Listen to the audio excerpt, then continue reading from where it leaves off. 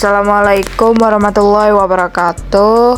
Perkenalkan, nama saya Kurnia Ramadan Tito Aza dari kelas IF 23E dengan MPM 23312183. Di sini saya akan menjelaskan tentang kontradiksi. Apa itu kontradiksi? Kontradiksi adalah keadaan di mana terdapat dua atau lebih pernyataan yang saling bertentangan atau tidak bisa dipadukan. Dalam kontradiksi, satu pernyataan mengklaim sesuatu yang bertentangan dengan pernyataan lainnya, sehingga tidak mungkin keduanya benar pada waktu yang sama. Dalam konteks logika, kontradiksi dianggap sebagai kesalahan dan tidak dapat diterima secara rasional. Kontradiksi adalah situasi yang bisa terjadi di berbagai bidang, termasuk ilmu pengetahuan, politik, filsafat, dan agama, dan memerlukan analisis yang teliti untuk menyelesaikan dan mencapai kesimpulan yang konsisten dan benar. Dalam ilmu pengetahuan, kontradiksi dapat terjadi ketika ada dua atau lebih teori yang tidak konsisten satu sama lain. Dalam politik, kontradiksi adalah keadaan di mana muncul kebijakan pemerintah yang bertentangan dengan hak asasi manusia atau nilai-nilai sosial yang dipegang oleh masyarakat.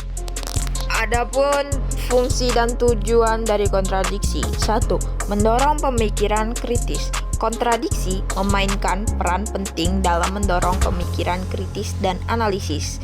Dalam proses kontradiksi, individu atau kelompok yang terlibat dihadapkan dengan argumen atau pandangan yang bertentangan dengan pandangan mereka sendiri. Ini dapat merangsang pemikiran kritis dan mengembangkan kemampuan untuk mengenali dan mengevaluasi argumentasi yang kuat ataupun lemah. 2. Memperbaiki kesalahan. Kontradiksi juga dapat membantu mengidentifikasi dan memperbaiki kesalahan atau ketidaksesuaian dalam argumen atau pandangan. Dalam proses kontradiksi, individu atau kelompok yang terlibat diharuskan untuk menjelaskan atau membela posisi atau pandangan mereka. Jika ada kesalahan, maka kontradiksi dapat membantu mengidentifikasi dan memperbaikinya.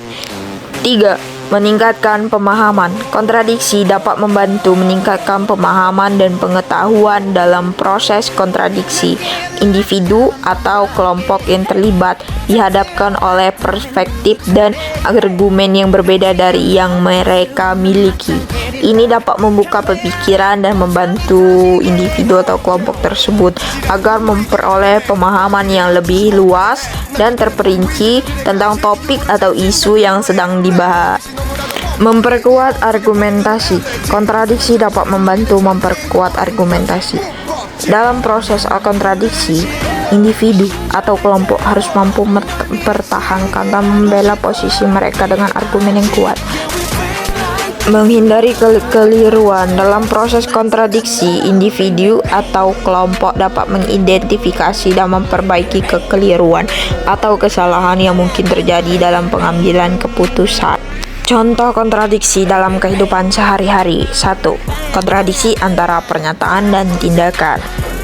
Misalnya, kontradiksi seseorang mungkin berbicara tentang pentingnya kejujuran dan integritas, tetapi sering berbohong atau melakukan kecurangan. Kontradiksi semacam ini dapat merusak hubungan atau mengurangi kepercayaan antara individu atau organisasi. 2. Kontradiksi antara nilai-nilai dan perilaku.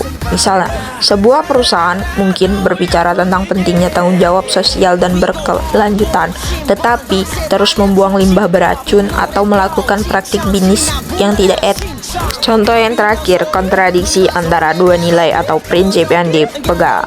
Misalnya, seseorang aktivis yang berbicara tentang pentingnya kebebasan berekspresi dan hak asasi manusia, tetapi juga menganjurkan tindakan kekerasan atau diskriminasi terhadap kelompok yang berbeda. Itu saja yang dapat saya sampaikan. Terima kasih. Assalamualaikum warahmatullahi wabarakatuh.